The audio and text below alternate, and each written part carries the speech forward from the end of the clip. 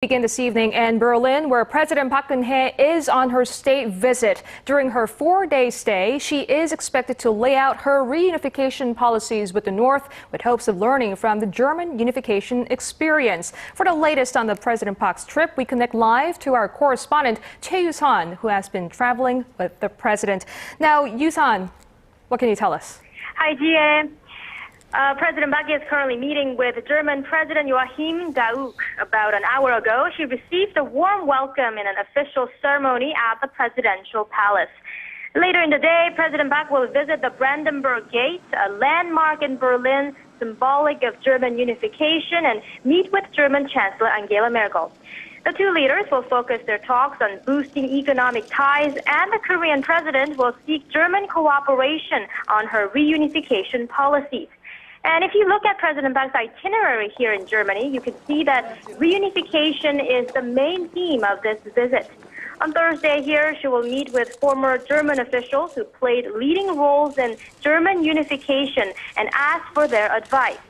The following day, the president is scheduled to speak at a university in Dresden, where she is widely expected to lay out details of her reunification policy. Ji-hae? Right, You-sun, and we also hear that she is expected to, she actually talked to German broadcaster about her North Korea policies and her vision of a unified Korea. Tell us more. Right. Earlier on Wednesday, German broadcaster ARD aired its recent interview with President Park, saying that she's open for constructive talks with North Korean leader Kim Jong-un. President Park said when she does meet Kim, she plans to tell him that economic and nuclear development cannot coexist, and that Seoul is ready to help the North Korean people. When asked about her recently pledged reunification preparatory committee, President Park said there should be more exchanges between the South and the North to narrow social and cultural differences, and public consensus formed in the South on preparing for reunification.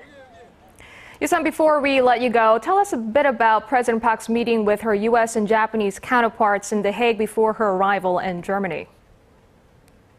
Calling the North Korean nuclear issue a major security threat in the region, President Park said the three countries, along with the international community, should fashion a united response, reaffirming that they will not engage in talks with the North unless it shows the sincerity about giving up nuclear arms. The three leaders agreed that their chief envoys to the Six-Nation talks aimed at denuclearizing the North will meet in the near future. And as expected, the most contentious issues between Korea and Japan, such as Japan's denials of its colonial-era atrocities and its claims to Korea-control the Dokdo Island, were not brought up on Tuesday's meeting.